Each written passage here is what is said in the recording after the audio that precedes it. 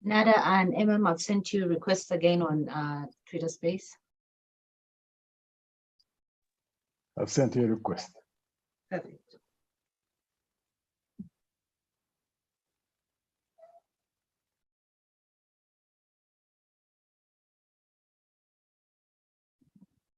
I have joined. Perfect. I'm sending you an invitation to co-host.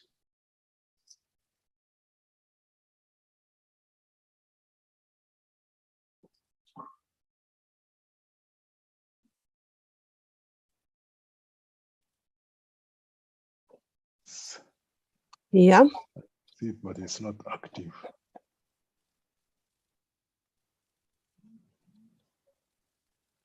Okay. And I think we're good to go. Good luck.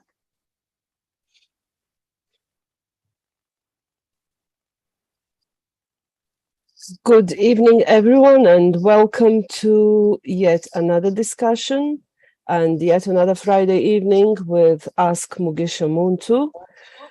I'm your host, Nada Andersen, and I'm very excited to be here again because today we have quite a lot to talk about. So I would first like to welcome General Mugisha Muntu. Thank you, Good to Nada. have you here. And how do we proceed? Do we dive into what's going on around us, or do we start with inside Uganda? There's so much going on. Yep. Indeed, there's a lot going on, not only here at the domestic front, but also around us. Whatever you choose to start off with, I'll be okay with that. Then let's start at home, because at home, day by day, as days go by, we see more of the same. And it's been more than 3 decades of NRM guiding the country. I have been around for about 30 years now, and I have seen emergence and disappearance of various citizen pressure groups, various political parties, some good players, some bad players. Who am I to judge? We have seen elections with low voter turnout. We then decided to vote parliament that grows every month. I think it's like, I don't know, it grows like a herd of cows. I think it's people are just being added. So it does not give us really the results that most citizens would like to see. So my first question to you is, realistically, are we ready for democracy?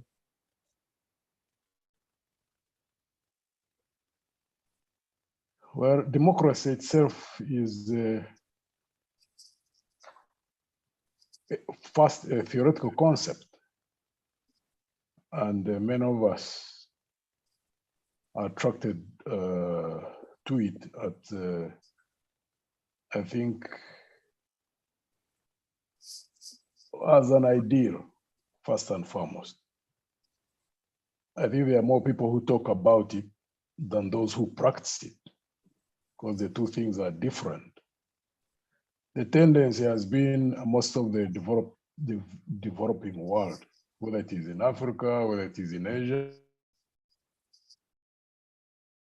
whether it's in Latin America, the tendency is that many political actors talk about it, but failure comes at the level of implementation, which means that it is only appealing at the head level. We know about it, we read about it, we debate it, but it's not at the heart level yet as a conviction. Because I suppose to have democratic practices, first you must have democrats. But I think we have got more people who talk about democracy than those who are actually Democrats. That's one challenge at the level of the political actors. Second challenge is that many of the countries on this planet which have got more advanced levels of democratic practices, democracy developed from below up, ground level up, because of the pressures of societies that became, advanced in different ways, in education, in doing businesses, in growing wealth, and therefore agitation for people to ensure that the taxes they were paying to government, that those whom they voted for, or those who were in power, accounted for the taxes that they were, paying. So pressure from below, linking up with leaders also who found that for them to go through the electoral processes, that they needed to convince those who are putting pressure from below. Now, the unfortunate thing in most developing countries, we are trying to plant democracy from above, from the top. The people down there, many of them don't simply even comprehend what democracy is all about. They are not. It's not a conviction. I mean, you go to places and you talk to the population and you ask them about taxes. A significant number of Ugandans don't even know that they pay taxes.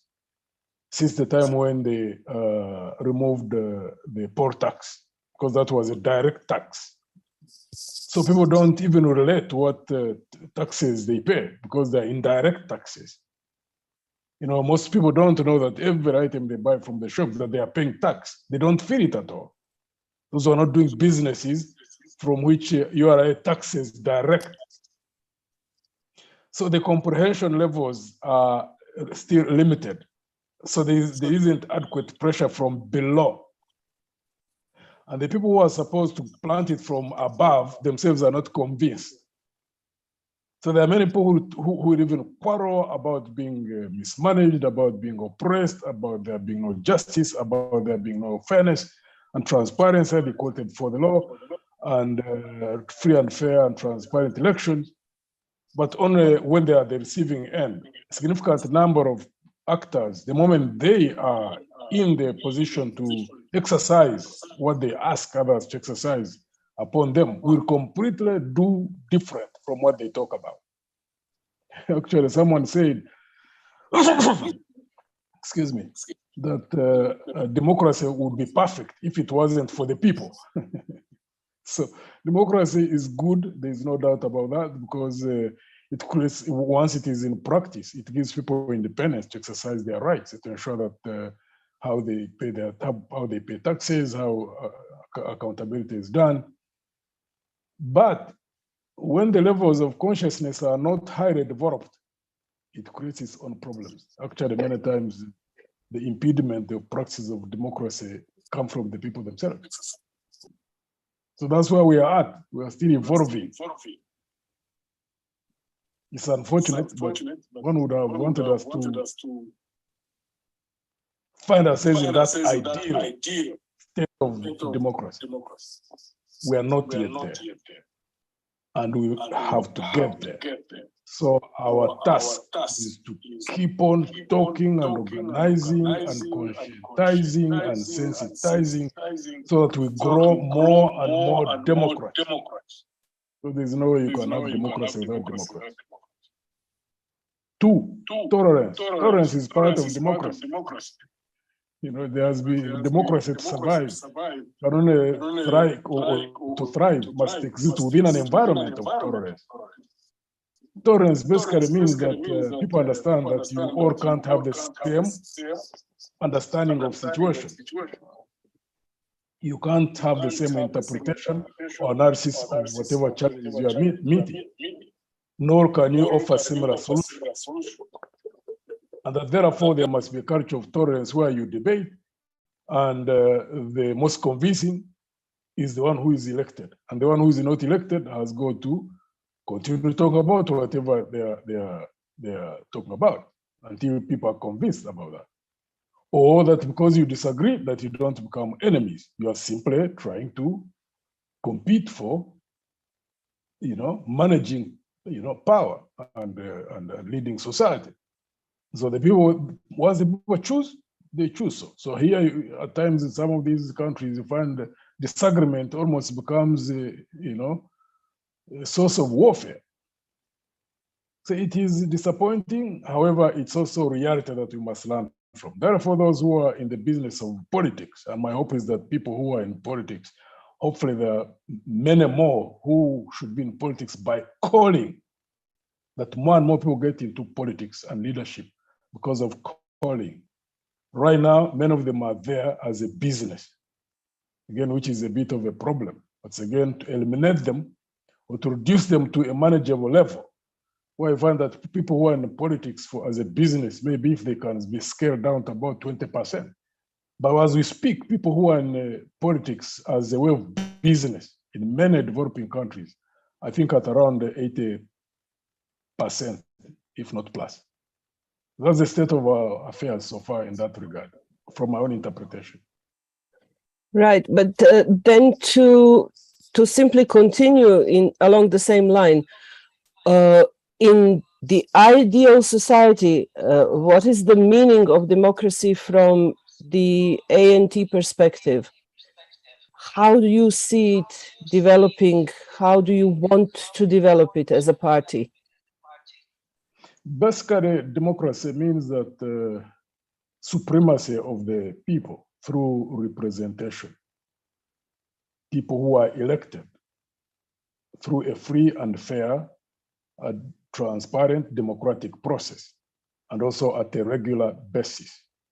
And that there are institutions that exercise that give people the authority to be the ones to determine the direction on how they are governed. Basically, that's what it boils down to. There can be differences in terms of the nature of institutions. For example, you find, for example, where there are, in terms of the institutions that run different democratic countries, you find where they have got a parliamentary system, you'll find where they have a presidential system, you'll find even parliamentary systems where they have got first past the post, you'll find where they have got party list. So those are differences that different people choose to constitutionalize. But I think the most critical is that one, the institutions for good governance, the principle of separation of powers, that there is a parliament, that there is a legislative assembly, I mean, there is a judicial and executive branch, that they exercise autonomy from each other, but they also closely cooperate as the three pillars of state, and that there are accountability systems. And then the processes of elections being free, fair, and regular, and that there needs to be a culture of constitutionalism, that all those who are within the political elite understand that they can sell their ideas to the public, and that whoever wins, those who have lost must participate in ensuring that the country remains stable and that governance is conducted by those who have won. There must be that culture of acceptance, but also that there must be a culture of knowing that whoever is in the government, that they don't manipulate the process. That's what we'll be moving towards. That's what we have to work towards. As Alliance for National Transformation, we know that the biggest challenge is to attract men and women across different ethnic groups, across different religious groups, across different gender, across different generations, who are conscious and also convinced about what is talked about in terms of, because all the things I've talked about cannot happen unless you've got people who deeply understand them and who are convinced about them.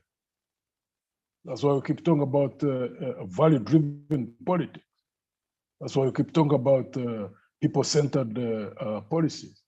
That's why we keep talking about institutions, because those are pillars for sustenance of growing a democratic process or good governance processes. Democracy cannot fall like rain. It must be nurtured.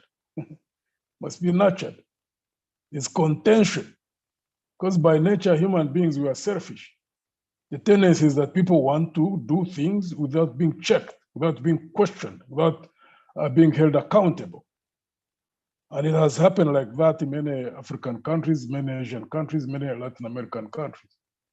But those that have concentrated on growing a new culture, promoting systems that attract men and women of integrity, people who have a calling to leadership, that they become the core in the political processes, and therefore create the necessary majority within the political elite. A country which develops them more and faster is the one that gets on the good governance path on a sustained basis. We have to keep working on that. I want to add something here, and I want your comment on that. I often travel to Denmark and Sweden. People in these countries, they live in their houses. They have no burglar proofing on their windows. There are no fences between the houses. There may be some shrubs or greenery. Yards are open to the streets. And there is very little crime. There is very little, they don't have problems. They can leave their homes open and go to work, come back. Will that ever happen in Uganda? It should, once there is a significant number of leaders who are focused on doing that. Because when you look at the countries talked about, mostly foreigners, the so-called Scandinavian countries, Denmark, Norway, Finland, Sweden, the Nordic countries. New Zealand tends to be put in the same category. It's a culture. That's not dependent on which party is in power. It's not dependent on which leader is in power. Whichever government comes in, mostly they find that that's the culture people have developed. That's why leaders are, it's in the consciousness of the leaders themselves. A leader makes one mistake and they don't even wait for pressure. You hear within the next day or two, they have put in their resignation. It's a level of consciousness.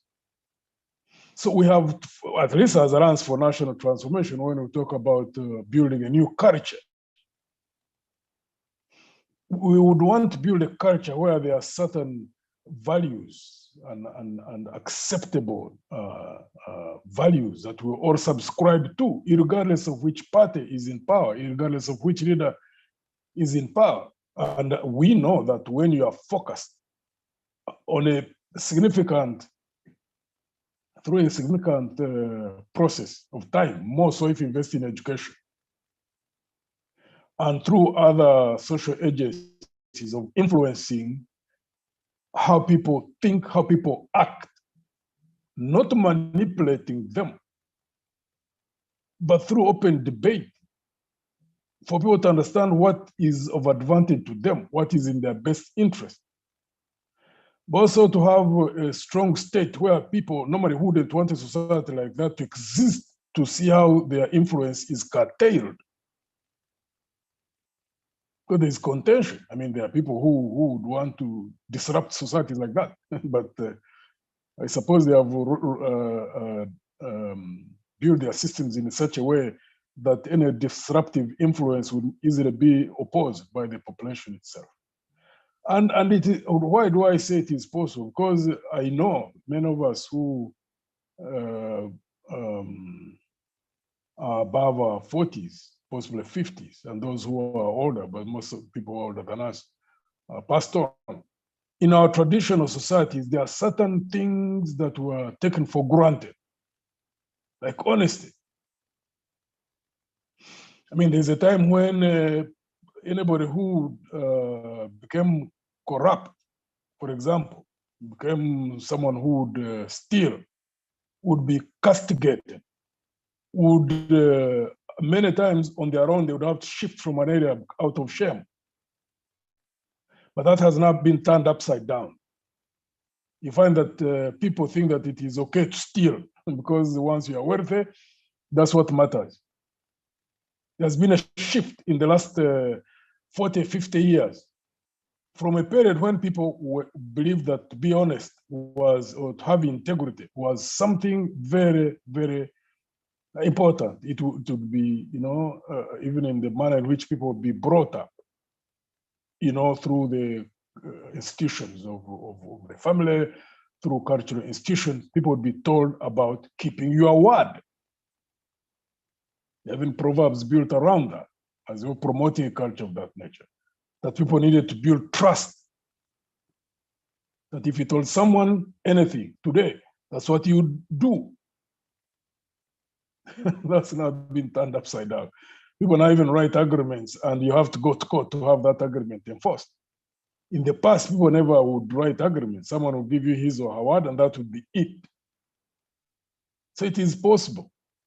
It's possible to change that culture again. Depends on the nature of leadership. You see it in African countries at the time of independence. You see countries that were led by people who wanted to build a culture, for example, of unity, a culture of honesty, a culture of transparency. There are not many countries, but the few can show an example that if it was done there, it can be done as well. Botswana is a good example. Botswana, Tanzania had a different path, like Nyerere influenced Tanzania to become a country of people wanting to be together, regardless of their ethnic differences, regardless of their religious differences. Looked at themselves as the Tanzanian people. They've got their own challenges. Eventually, after Nyerere passed on, unfortunately, it never permeated to become a party culture. It revolved around Nyerere as a single individual. And I think there it becomes a weakness. When there's anything good, there's anything of value, even when it's within one person or a number of people, what they have to do is to build it to become a culture of an organization, and beyond an organization, to plant it, grow it, nurture it in a country, so it becomes a national culture. It's possible. Do you think the absence of civic education in schools has something to do with the state we are in now? Civic education, of course, has been ignored by those who don't want people to be aware, because when people are aware, they stand for their rights and they put up resistance. So partly that's a problem. But also the overwhelming influence of money. We had an unfortunate incident in the 70s, when education was looked down upon, because in the 70s when General Amin threw out the Indians. There are people who would be walking on the street and they would be asked to enter a shop and they would own that shop. And it had a sudden negative psychological impact on people. There is a period when they used to say mafuta mingi. We could make money in one day. Move from zero bank balances to millions, because you could go get a cheat in a ministry, allocating you something, go the end of the street like Kampala if you're on Bombo Road, and then go Ginger Road and sell that cheat, and get money to buy a truck, to buy a land or house or something like that. So there was a saying popular at that time that why should I go to school if I can get money immediately?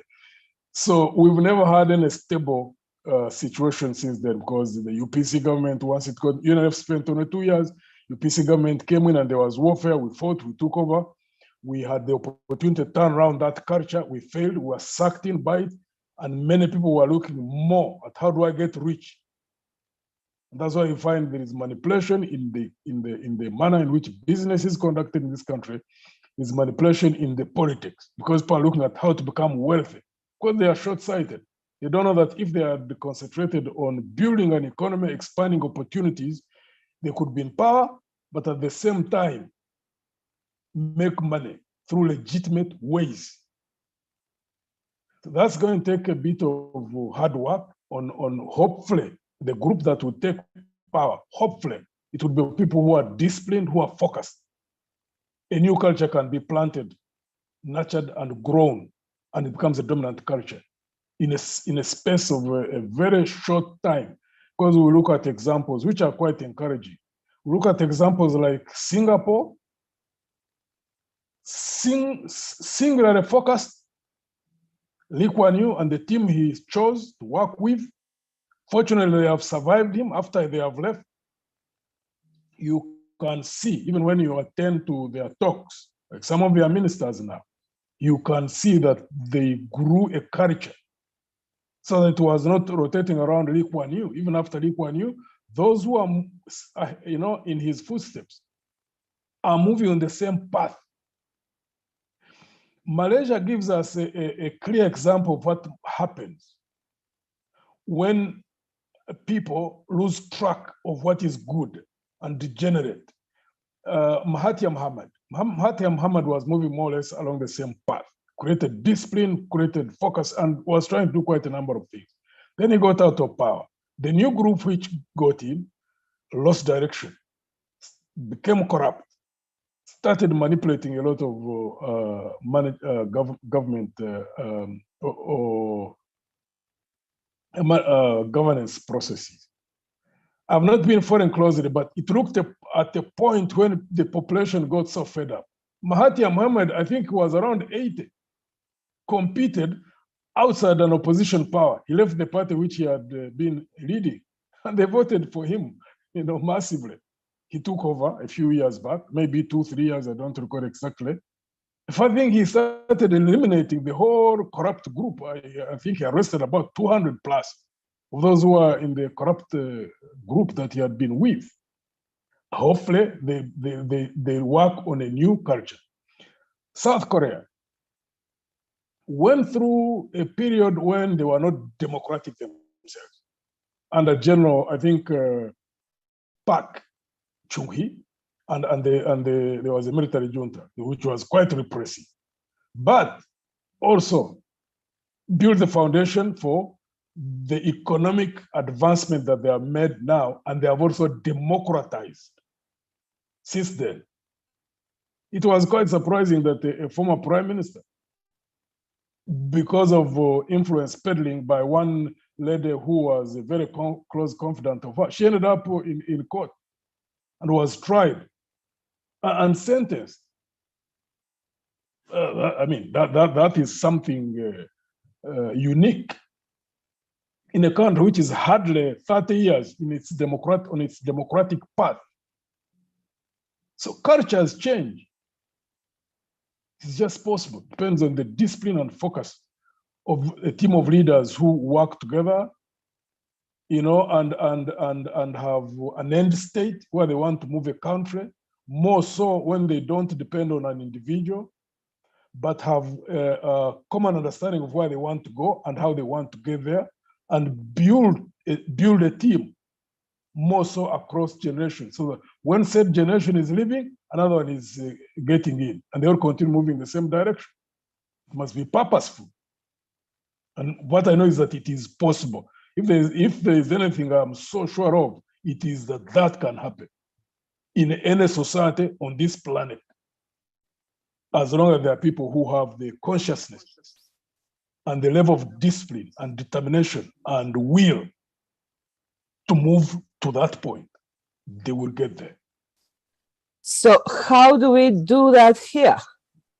It's a little bit difficult to not be in a position of power and to want to change the culture. And maybe do you think your voice can be heard in all this cacophony of different voices that are keeping the power in their hands? Well, that's what we're trying to do in Alliance for National Transformation. The message is not an easy sell. Because many times you go out there and you hear people saying, can we eat values? You know, they ask us that, but we don't get frustrated. Because we want to live in a society which we know is possible to create, because we have seen in other countries where they have created it, and we believe it can be created. And we know there are Ugandans who believe that it can be created. So what we are trying to do is attract those Ugandans to join the party so that there's a significant number of people. And the second thing is that when we talk about this, incidentally, people think we're talking about, you hear people say, that's going to take us 100 years. Because they think that you must build millions of people who believe in the same thing. No, the critical number we normally talk about is not the general population. The critical number is those who come into leadership. And people who change nations are not many. We look like at Singapore.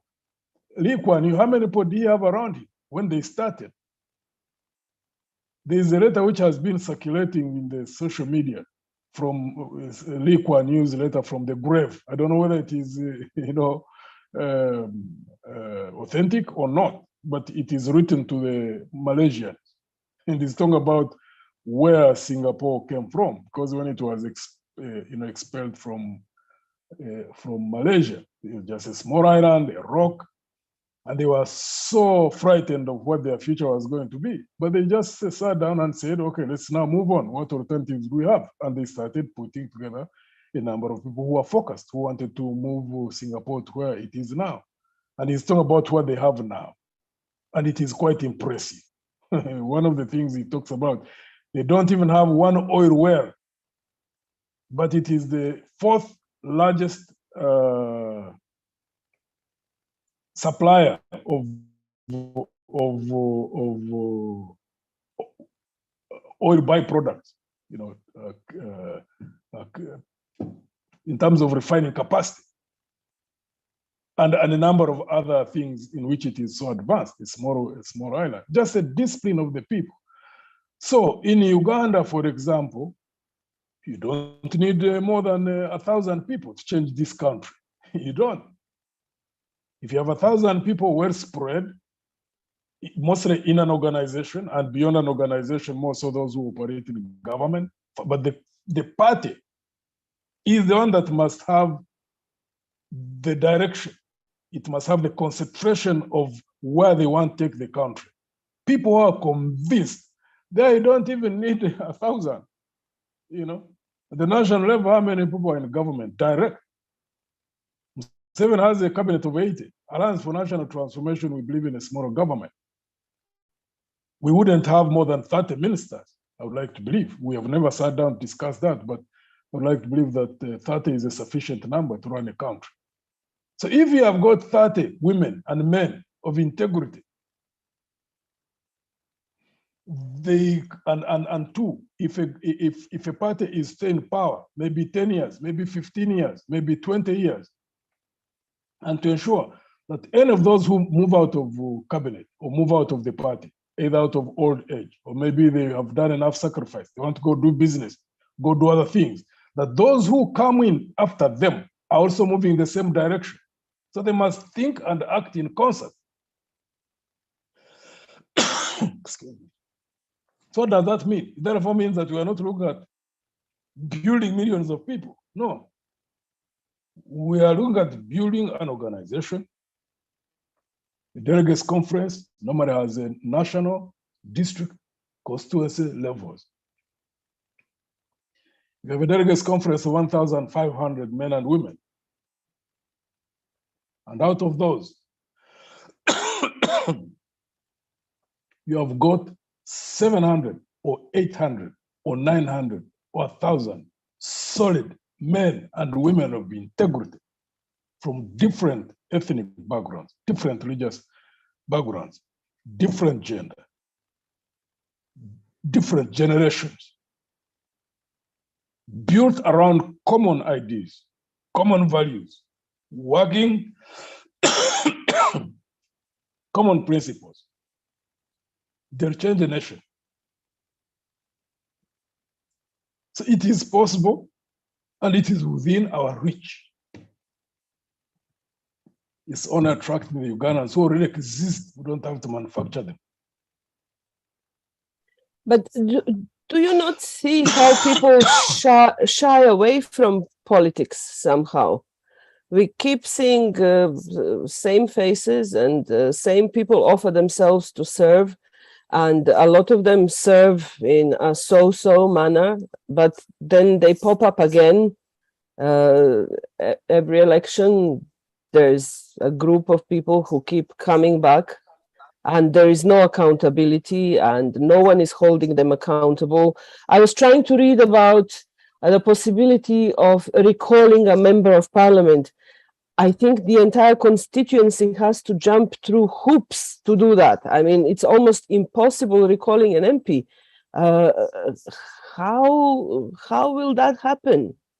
How can we make a change if everyone's hands are tied?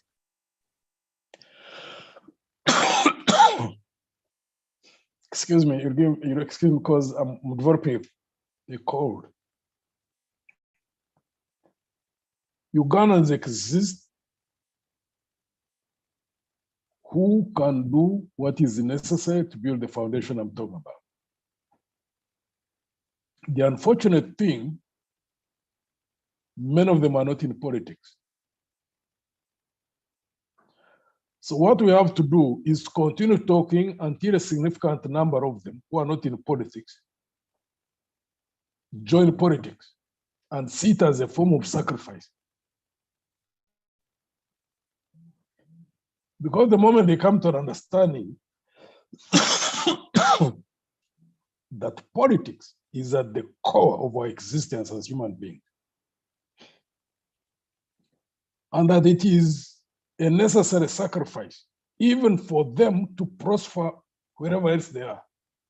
If you are a farmer, if you are a business person or in the profession, and you are convinced that politics is messing you up, you could be thriving in your business, but because there are people in politics who are inept, you are paying a heavy price. That person would be a target to be recruited into politics at this point in time. To say, you know what, let me sacrifice 10 years, go and build a foundation. Then once things are stabilized, I can go back and do my business. I can go and do my farming, whatever else interests me. Once that happens, then we'll have gotten a solution. But should we fail to make that happen, we'll remain in this vicious cycle. So it's a question of communicating over and over. There are no shortcuts. People need to know that everybody will only give you what they have. What we are receiving from the current regime, why are people surprised? It's what they have, it's what they give us. How can they be transparent when they are corrupt? So how can they observe our rights and freedoms when they are repressive? What they are giving us is what they have. So if we are going to have anything different, if we are going to have transparency in the management of national resources, it cannot come from people who have integrity. If we are going to have corruption, for example, check, Honestly, you must have people who are honest, because honest people will give you honesty. Corrupt people will be corrupt. I mean, this is not rocket science. There are no shortcuts. So we will not tire. Our duty is keep talking and organizing. And we're hoping that at some point, this message will sink until we build that number we are talking about.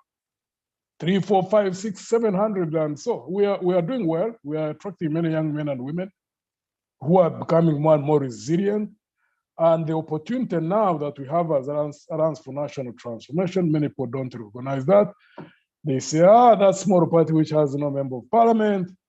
They don't see the advantage in that from our own perspective. From my own perspective, this is the most critical time for us to attract people who can be dependent upon.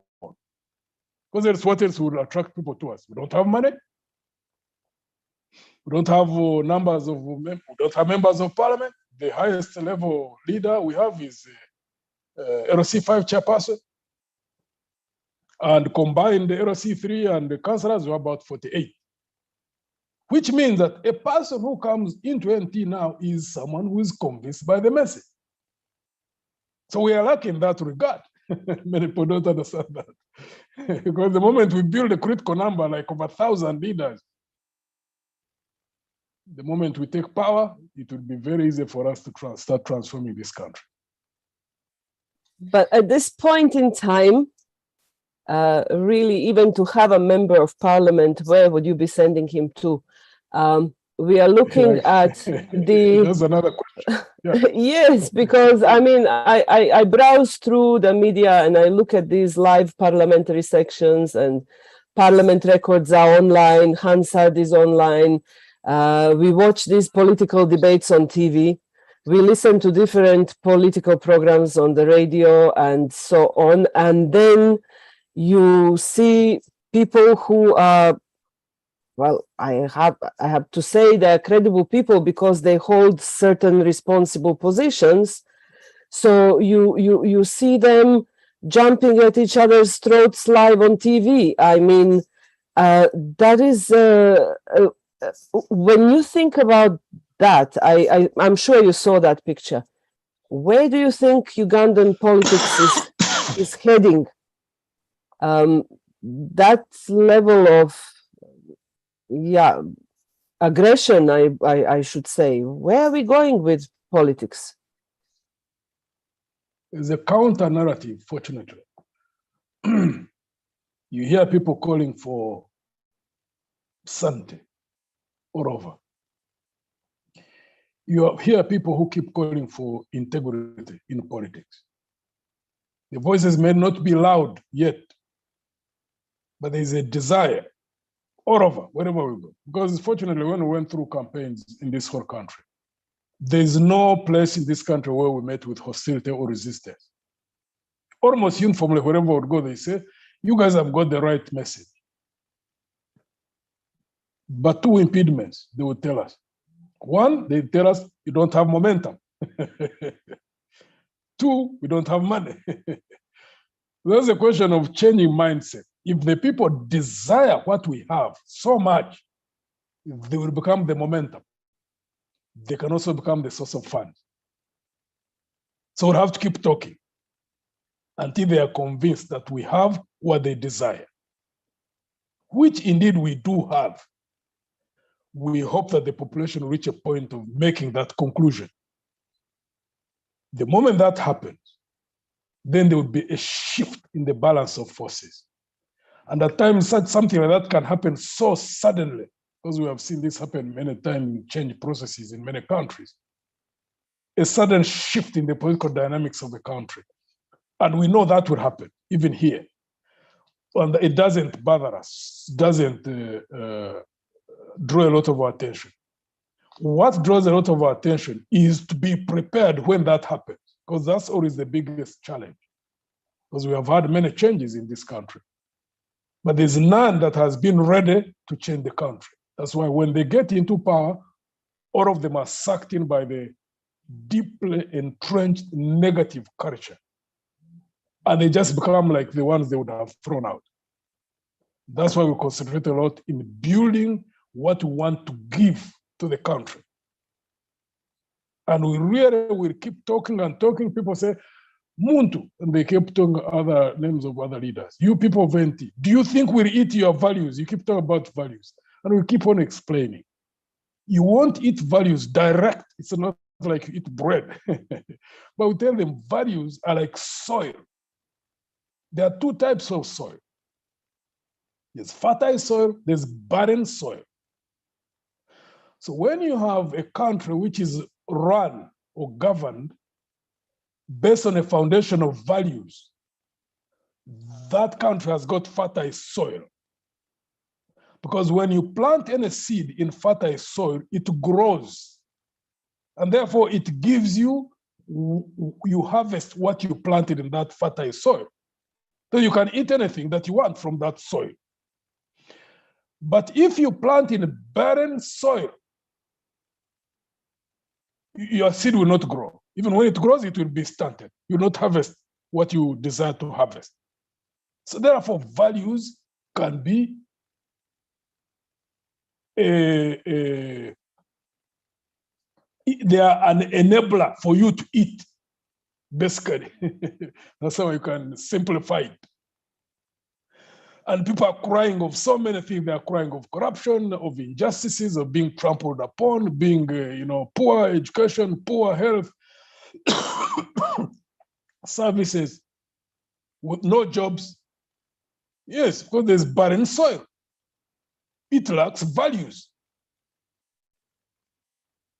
So people need to relate that, therefore, that you want to eat sweet fruit, plant values. And then therefrom, you reap what you want to eat. This is not rocket science, it is just simple logic.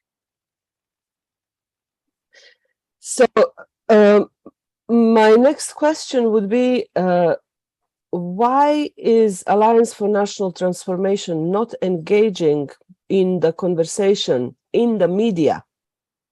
Are there any problems with the media? No, we incidentally, the media is now so barren. Because when you look at TVs, there are I don't know how many TVs there are now, 20 plus radio stations, so many. So when you have, and there is no TV, there's no radio, which has coverage. I've not checked. Being a journalist, possibly you have an understanding of this. I doubt whether there's any radio which has got coverage of more than 50%. I mean 15%. If there is, it would be like 1 or 2, about 15% in terms of coverage.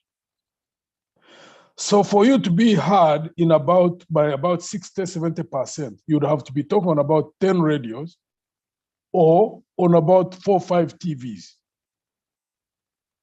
Unless you are like Jerome 7, who paralyzes the whole, when he's speaking, everybody has to tune in, on TVs and radio. But by the way, if it is used well, it could help the country if it was regulated. To say every month there's going to be 2 or 3 hours of all radios or TV stations tuned in to political economic talk, but it will be open for all political actors. Then you ensure that you create within the 3 hours who speaks, either jointly or separately. And then it becomes a national culture. That can be done, rather than to be monopolized by one human being who is just taking the country down and everybody is held hostage, Yeah, it's become a little bit, how to say this without offending anyone. We have fallen into a monologue state. We don't want to hear an opposing opinion. We don't want to hear something we don't like to hear. And when we hear something that is different, then that person must be the enemy. And I somehow see most people, they live like they're isolated islands and they don't come together. So this is a good time to ask a question from Daniel Kawuma. He is asking, why has Mugisha Muntu and ANT not joined the rest of the opposition leaders in their partnership to join forces on strategic issues, including rallying behind a single candidate in recent by-elections? Okay. Incidentally, I think the press conference was held on a Monday, and we learned about it the evening before. And we are a party that does things a little bit different. So we informed our colleagues, and many of them know our practices. It's not the first time. Every time they have got an initiative, when they alert us, there's no party which has developed an initiative, invited us, and we failed to go there. DP developed an initiative, they invited us, we were there with JEB. We looked at their document, went in the party, we discussed it, and we gave them our own position. Red card, when it started, they invited us, we went, we listened to them, we went back, we discussed, we gave them our position. We've had many interactions with the NUP. Whenever they invite us, we go there, we listen to what they are saying, we go back, we discuss, we present our position. That's how we operate. So there's no way we could have anybody over our leaders in the afternoon when we hadn't discussed the issues that were going to be presented to the press. So the following, and we indicated to them, we actually sent them a message that will not be able to attend. We asked them to send us a draft of the document, which they did. We have already discussed it. We have taken decisions on it. We have set up a team of 3 people. And we told them the next time they hold a meeting, they invite us, we'll go there ready, and we will discuss. That's how we operate. In the same breath, the question from Abi Sentongo. My president, I'm a member of ANT from Makindye. Why are we not endorsing any member of ANT to buy elections currently?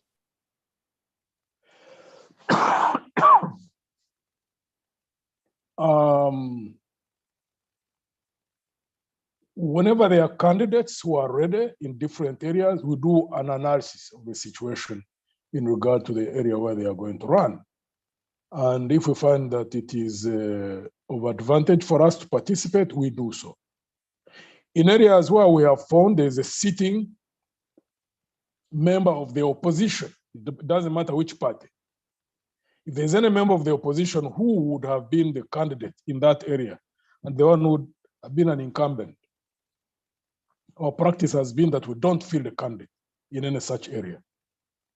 Even in the elections of 2021, we didn't discuss with parties. We simply did that. Like in an area like Kasese, where there was FDC, we had many candidates who had wanted to run, and we deliberately chose not to field candidates in any area which was being held by FDC. Not at parliamentary level, not at LC5, not at LC3, not at council level. The only areas where we fielded candidates were areas that were being held by the movement. There, even if we had our own candidate, FDC had candidates or whoever, we would compete. But the other areas where we have gone simply to plant seeds. But also a number of times, there's a determinant factor of resources. There are times when we are limited by resources and we just simply don't operate.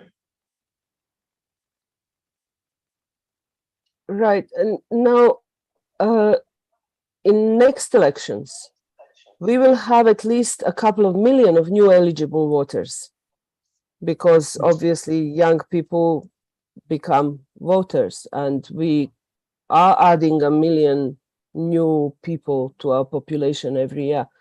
So how are you reaching out to them? What are you doing to help ensure that these voters turn up? Because they are young and they want to do something about the situation. They want to.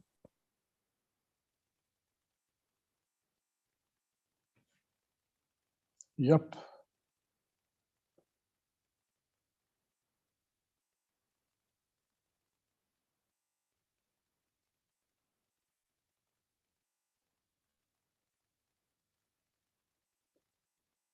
inspire some. How will you get hold of them and make? Hello. Sorry, some interruption on the network. I don't know if you heard my question. How will you reach these young, new eligible voters, and how will you make sure that they turn up to vote? We are trying to work on an outreach program mostly through social media. Social media, with its limitations in terms of reach, but also know that it is cheaper.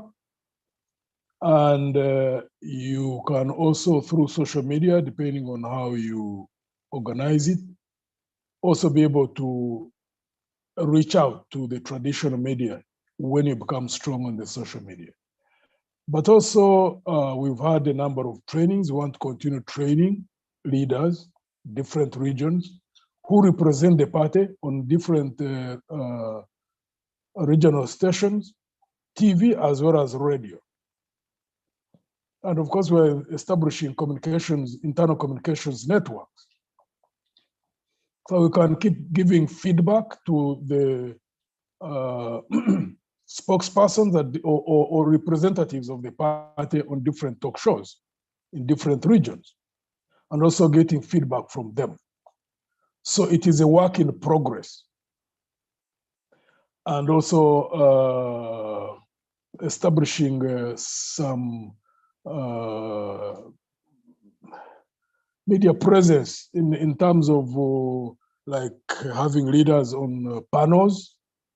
We're working on it slowly but systematically. To be honest with you, Nada and the colleagues, fellow men and women, who have, I thank you for sacrificing your time. The biggest limitation in many things that we would want to do as Alliance for National Transformation, which I suspect also affects other parties. And my hope is that we'll all raise our voices as political organizations, talk about this, and also change the thinking in our population, and therefore the culture, is the issue of funding. Politics is at the core of our existence, to the extent that all Ugandans that want to see a better future need to know that they have to invest in that future. Politics is about resources. For a party to be active, for a party to exercise influence, for a party to be well organized, for a party to do significant and impactful outreaches, it has to have resources.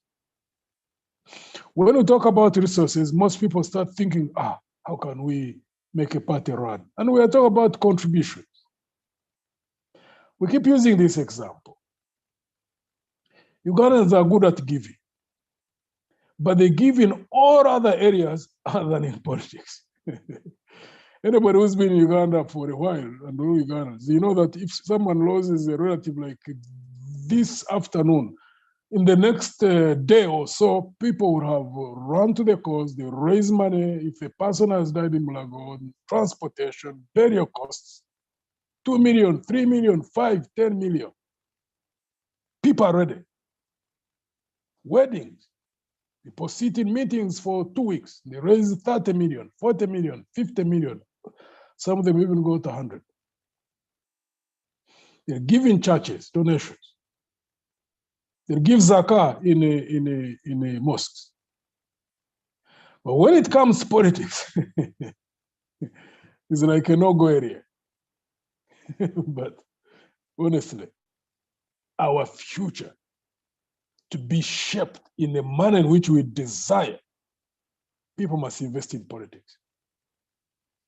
So we have to work out ways for those who are convinced about that, to network, to convince that people who believe in JEMA, fund JEMA. People who believe in FDC, fund FDC. People who believe in NOP, fund NOP. People who believe in DP, fund DP. People who believe in NT, fund NT.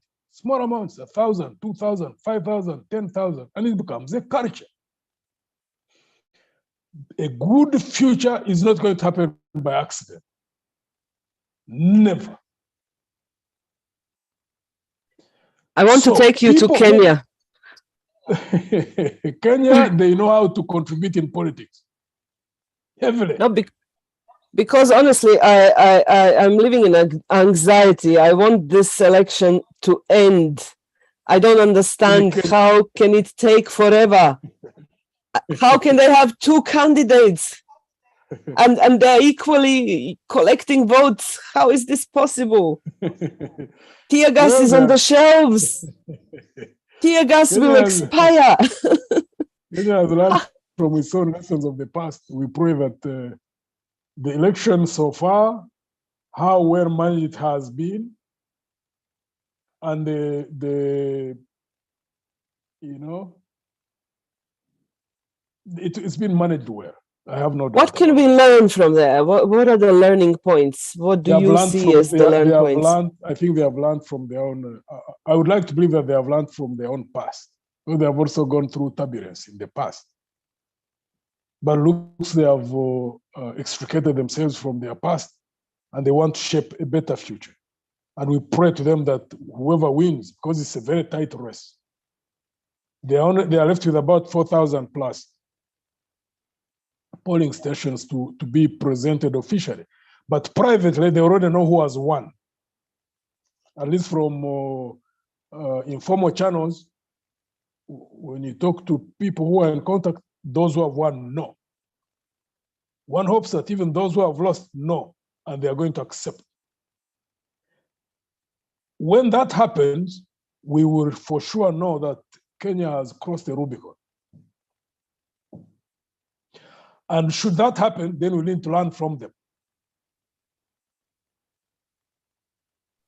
Well, so far they've made the impossible possible. So I'm praying that it happens, that there is peace and peaceful transition of power, that there is no fighting over who won, who lost, that the votes will say clearly who is the winner of the election, and that people will move on because they have to work, they have to earn, they have to be productive, and elections should be exactly what it is, one day, and we get on with life after that.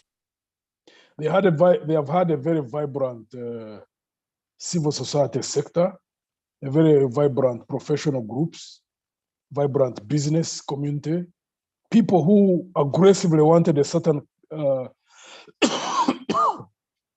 future to be shaped in the manner in which they are shaping it.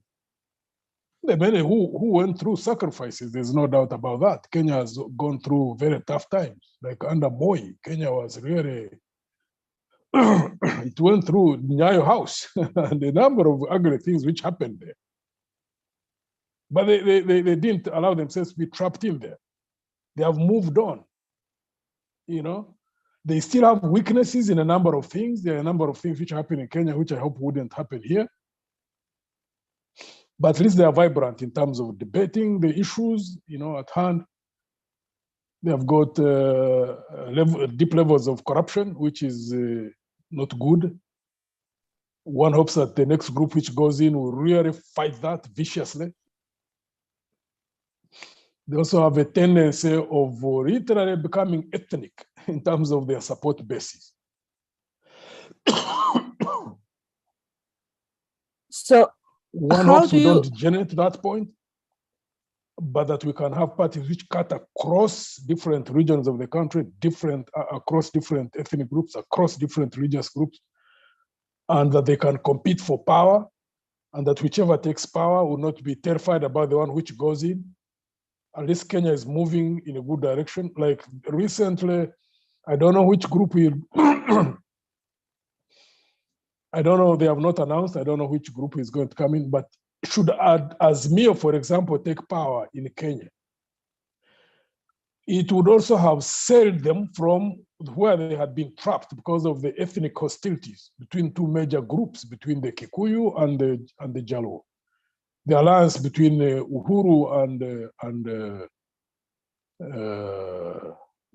Odinga has been a significant step. Now, if Odinga and Karua go through and they put together a government that runs things in an open, transparent, and fair manner, then they would start reversing the history of ethnic hostilities, and eventually possibly parties can cut across ethnic groups. They can go in that direction. My next question is, how do you see whoever takes over power in Kenya, what should be the next steps for the East African community? What will happen? I hope that the team that takes over would be convinced about the necessity for economic and possibly eventually political integration of this region. I really hope it will be a team that is sold out on that idea. And I also hope it is a leadership that is ready to a situation of ceding power, because that's a weakness within the region. You cannot integrate without ceding power. You can't eat your cake and have it at the same time. And that's the biggest trap that we find ourselves so far in. The different countries want to advance domestically, but at the same time, without ceding certain powers to the center, and also advance in terms of integration. They can't go two things simultaneously. There must be areas where countries are able to cede power to Arusha or to the regional center. So one hopes that there are leaders who are going to be bold and therefore exert influence in the rest of and sit down and discuss honestly amongst the leaders of the 7 countries. Because East Africa, if the economies are fully integrated, it becomes a powerhouse, economic powerhouse, a political powerhouse on the continent, and even at the global level. It would be an active player at the global level. Because basically you'll be talking about a region of about 300 plus million people, full of resources, you know, with South Sudan, with Congo, Uganda, Tanzania, gas, oil, gold, diamonds, you know, cobalt, copper. Talk about any mineral, you'll find it within one of the 7 countries in this region. Gas, iron ore, coal, freshwater bodies, different nature of climate, different types of terrain in terms of being attractive to tourism. An integrated East Africa can, I don't know, I've not seen any study, but a well-coordinated effort for tourism in this whole region could raise tens of millions of tourists overall in a region like this one. The rivers, the lakes, the mountains, the different nature of terrain and vegetation, the coasts from Indian Ocean to the Atlantic Ocean. You know, if they build the infrastructure, rail, roads, integrated air travel, you know, common visa, have a common tourist visa. For example, if one person gets a visa, one visa to the whole region, I mean, the potential is so huge. It is simply would be breathtaking if people could only be disciplined enough, focus on that, to raise their minds from the domestic to the regional integration level, and therefore know that the moment you integrate at the center, as of necessity, as happened when they integrated the customs union, all countries benefited. Data is available to show. But when they reach the common market protocol, they hesitated. You are trapped in fear. Some of them look at domestic constituencies. But how are you going to allow free movement of capital? And you don't allow free movement of labor. You don't allow free movement of services. How? If you talk about integration, then integrate overall. Know that if you've got a business in Dar es Salaam, anybody from Uganda can go operate in Dar es Salaam. If you've got a business in Kampala or Kinshasa, any of the 7 people can go there, but put in place mechanisms for managing movement, ensuring that there is security. But then there is a consciousness of all citizens of the 7 countries that they can go operate wherever they want to operate. There's this unfounded fear that the moment they open borders for free movement of labor, that people are going to move from one country and swamp another. I mean, things don't work that way. I mean, even you see countries like the United States, which is fully integrated, even like now Europe. People are not migrated from one country to another within Europe. The threat in Europe is about people who come from outside Europe, if anything, not from within Europe. But they are unfounded fears. Therefore, we hope that people who operate at the national level, the 7 countries, or at least the majority, are going to be people who operate above fear, who are attracted by a beautiful future to the extent that they are ready to forego any kind of fear that exists within the communities in which they operate from. Well, I don't know if you know, General, I was born in former Yugoslavia. And Yes. that was at the time a federal union of 6 republics, and it was a mini superpower. So from Second World War, rebuilding the country and building the industry and the economy and so on, Marshal Tito succeeded in making a mini superpower in the heart of Balkans. And I was a young girl when the Soviet Union broke to pieces, and soon after I saw my own country of birth, Yugoslavia, break apart to shatters. And so from a distance of 30 odd years, I'm thinking about how much is it in the interest of other superpowers that we have regional integration and successful models of countries being put together and moving forward as one. Because, if you just look at Russia and Ukraine, these people are brothers. Yeah. In fact, one old lady, one old Jaja on Serbian TV, she was interviewed and she was asked about her opinion about the war in Ukraine and Russia. And she said, "My son, I really don't understand what they're fighting for. They are all Serbs." So that was a funny thing. But they're brothers. Why are they fighting? And look at the extent and look at the impact. Can you try to explain to the audience what is the actual impact on Uganda, the war at Russia and between Russia and Ukraine? What are we feeling as the consequences of that conflict happening that far away? Yeah, I think we are paying, to a certain extent, we are paying some costs, because the escalation of the fuel prices basically stems from that conflict. 2, the realignment of forces at the global level. I mean, initially when EU and the United States of America hastily slapped sanctions on Russia, I think they literally started almost influencing many countries in the world to follow suit. Now, in this part of the world, there are things which you find countries are tied into. I mean, many African countries, for example, whom you find their defense industries are tied up with Russian military equipment.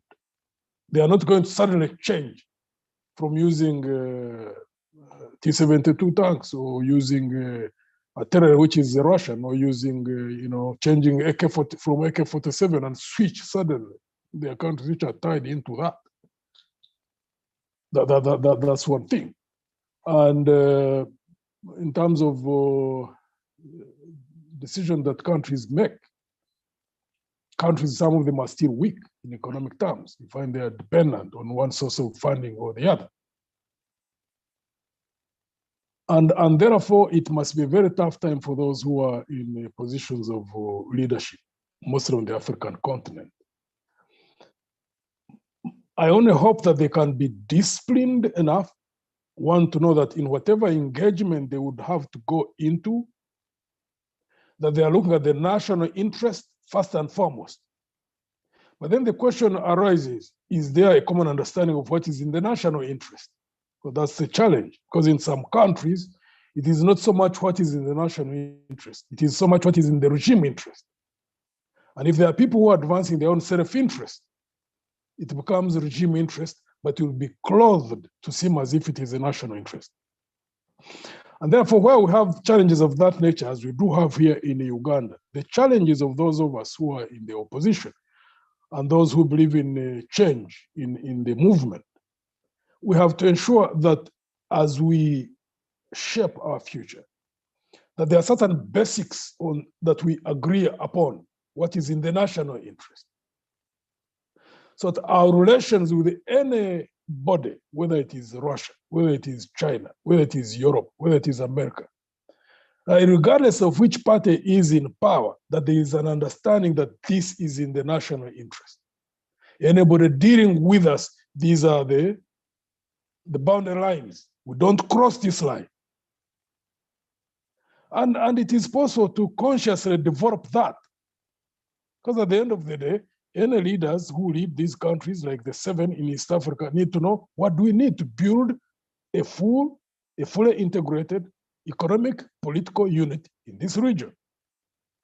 How do we develop our economies? So we are a work in progress. And the nature of dealings with the external world so far here on the African continent, you can only measure its success dependent on the measure of discipline and the measure of subscription of those who are in leadership to what is in the national interest, people's interest. If you find countries where there's integrity, where they're using national resources to advance healthcare services, to advance educational standards, to work on infrastructure, to invest in job creation, then you know that that country, whichever direction it takes, it is seeking that direction because it is in the national interest. Here, we lack discipline. The regime here lacks discipline. Most of the things they do is because they're influenced by the money they're going to get out of whatever they are dealing with. So, I have a question. You mentioned the new realignment of powers, and I want to take you back some 60 years ago to the formation of the non-aligned movement. Uganda is a member. So many African countries are a member of non-aligned movement. Why is that movement not vibrant and not alive? It's somehow subdued and nothing much is going on there. But those years when it started, non-aligned movement was a superpower, the third one. What are we doing? What are we missing there? Why are we missing to jump on that wagon and ride that train together with other countries' members? I believe that your former president, Joseph Broz Tito, was one of the pillars of the non-aligned movement. Yes, he was one of the founders. Countries also like Indonesia, if I recall correctly, was India not part of the non-aligned movement? Tito, Nehru, and Nasser were the three who started it. Nehru and Nasser, exactly. And it was a response to the East-West conflict, communism versus capitalism. So there are those who chose a third path and said, okay, we'll deal with all of you depending on our interests. But we are not going to align with any of you so that we don't pursue the adage that your enemy should be my enemy. You know? And there are many actors on the different continents that chose to take that path. So when Soviet Union collapsed and it almost became a unipolar world, I think the influence the non-aligned movement used to exercise ceased. But I have a sense that there's a likelihood that may develop again. The extent of it, I don't know. because you can see like this China, Russian siding on the side of Russia, China and Russia, and America and EU on the side of Ukraine. And there are many countries, for example, when it came to the vote, chose not to vote. They were quite a significant number in the UN. I think they were about 40 plus or something like that. There's a significant number of countries. So if things were to start solidifying around, for example, two powers globally, I have a feeling that there are those who will choose not to fall in line fully with one or the other, who would choose to play in the middle. And then my question is, why wait for that to happen? Why not choose to become an independent, non-aligned power as a group of countries who do not want to fall east or west? Why not gel and work together? Because some of those countries have very good infrastructure, they have very good health services, they have a lot to offer to each other, and they can work together to basically improve the living standard of all of them. So why not start it now instead of waiting to be a buffer zone of sorts? Well, to be honest with you, I don't access meetings where these leaders, for example, in this region, what they discuss at their level. But I really would like to suspect that they would discuss an issue like that because it is so logical. If they don't discuss an issue like that, then really I think they have limitations in terms of what they are looking at in the future, which direction they are heading. I mean, who wouldn't want to look at, that kind of situation? I mean, like now, how can anybody say that if you work with China, you don't work with America? If you work with America, you don't work with China, or you don't work with the EU. For any country, more so like, for example, like African countries, more so like East African region, in an integrated unit of East Africa, would need to position itself to work with all economic blocs, but depending on a mutual interest. They need to know the do's and the don'ts. If the excess is in any group, something happens, you condemn it. But that doesn't mean that you don't relate if there are certain mutual interests that you pursue together. I mean, it is so obvious because like now, the two literally superpowers, China and America, are the biggest trading partners on a global scale. I mean, how would any country not see that as something obvious? That yes. Wherever you are, you're right. I mean, it doesn't make sense. If there are countries, for example, these 7 countries, I don't know what they do when they go in their retreats. If they don't discuss issues of such strategic importance, then they don't deserve to be where they are.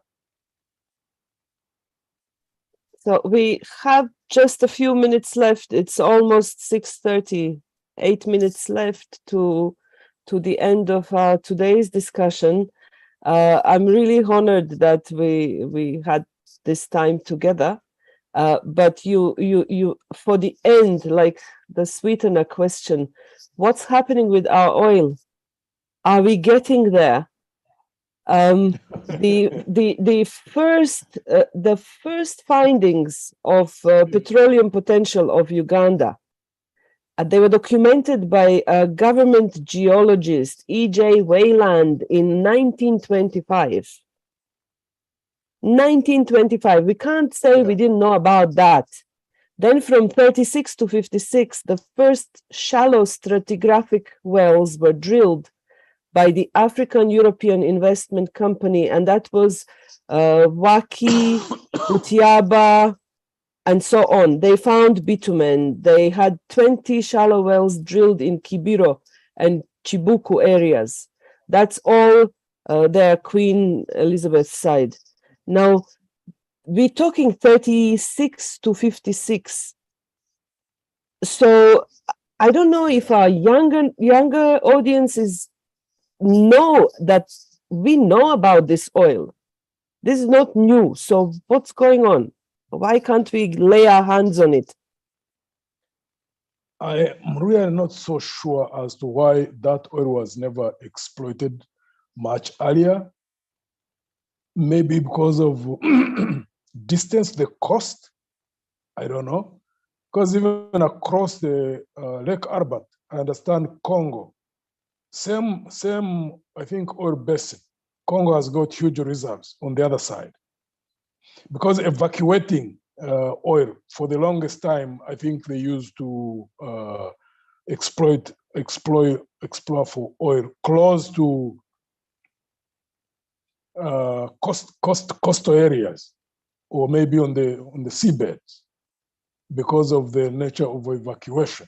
I don't know whether that is the major point. But anyway, now that exploration process is quite advanced, and my hope is that by the time the oil starts flowing, that there will be a more disciplined government in power.